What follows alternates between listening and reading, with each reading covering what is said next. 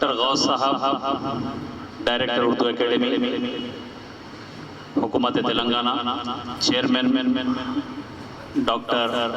رحیم الدین انصاری صاحب اور یہاں کے مقامی شورا حضرات،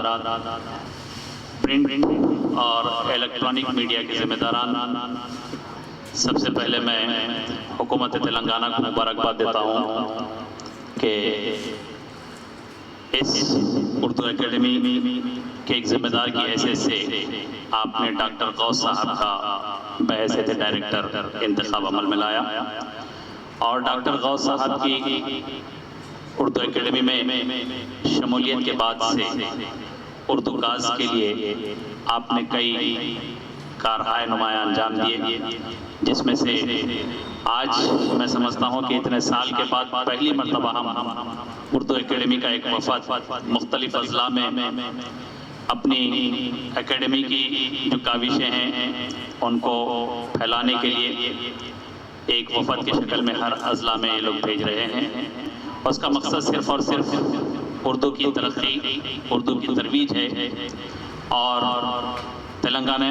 اردو اکیڈمی تلنگانہ کا جو جریدے ہیں قومی زبان اور روشن ستارے،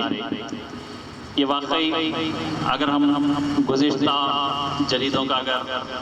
آج کے جریدے سے تقابل کریں گے تو اس زمانے کا پرچہ، اس زمانے کا پیپر،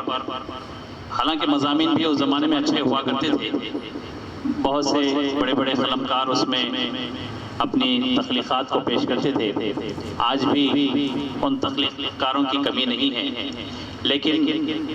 آج جو اس کی جو حیت ہے وہ بدل چکی ہے۔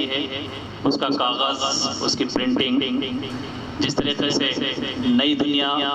دہلی سے نکلتا ہے وہ بھی گورنمنٹ سرکاری ہے اور یہ بھی سرکاری ہے، لیکن اس کو اس درجے تک پہنچانے کے لیے رحیم الدین انصاری صاحب اور غوث صاحب کی محنتوں کا ثمرہ ہے یہ۔ اگر ہم اس کاغذ کو، اس کی پرنٹنگ کو اور اس کی چھپوائی، اس کے قلمکاروں کے تخلیقات کو اگر ہم غور کریں تو اس کی قیمت بالکل کچھ نہیں ہے، کچھ نہیں کے برابر ہے۔ 150 روپے سالانہ، اور اس حساب سے اگر دیکھا جائے تو ماہانہ صرف اور صرف 12 روپے کچھ چلر پڑتے ہیں۔ 12 روپے میں اتنا عمدگی کے ساتھ چھپا ہوا پیپر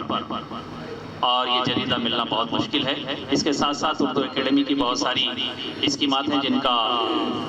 ڈاکٹر عزیز سہیل صاحب نے تذکرہ کیا ہے۔ بہرحال میں پھر ایک مرتبہ آپ کو شکریہ ادا کرتے ہوئے اپنی بات کو ختم کرتا ہوں۔ خدا حافظ۔ انڈیا سمے پر مزید دلچسپ پروگرامز دیکھنے کے لیے آپ لاگ ان کیجئے ہمارے ویب سائٹ www.indiasamay.com، لائک کیجئے ہمارا فیس بک پیج @IndiaSamay17، اور سبسکرائب کیجئے ہمارے یوٹیوب چینل انڈیا سمے کو۔